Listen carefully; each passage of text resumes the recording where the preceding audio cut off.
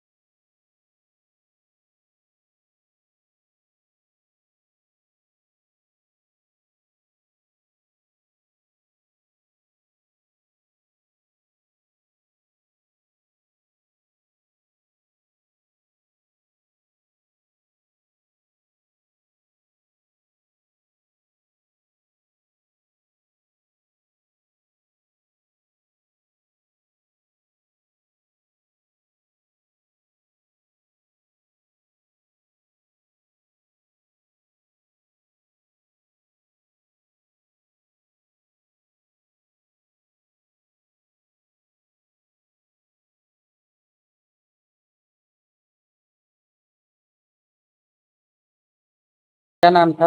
सुमन कुमार। उम्र? 14 साल। कहाँ पे सांप काट लिया? घर में। पिताजी का नाम? विनय राम। विनय राम। घर कहाँ हुआ? सिनवारा, मोहम्मदपुर सिनवारा। पिताजी स्वर्गीय हैं। घर में सांप काट लिया, कितने बजे? 7:30 बजे। कल? अभी कल शाम में। उसके बाद इसको कहाँ ले गए थे? उसके बाद हॉस्पिटल ला रहे थे, बीच में ही एक्सपायर कर दिया। रास्ते में ही खत्म हो गया। ये क्या करता था? तो मम्मी के साथ वो नगर निगम में उसको मम्मी के साथ हाथ बता देता था। हाँ, पढ़ाई करता था ये? जी। क्या भाई बहन था ये? 3 भाई। 3 भाई, बहन नहीं? लाइन नहीं है।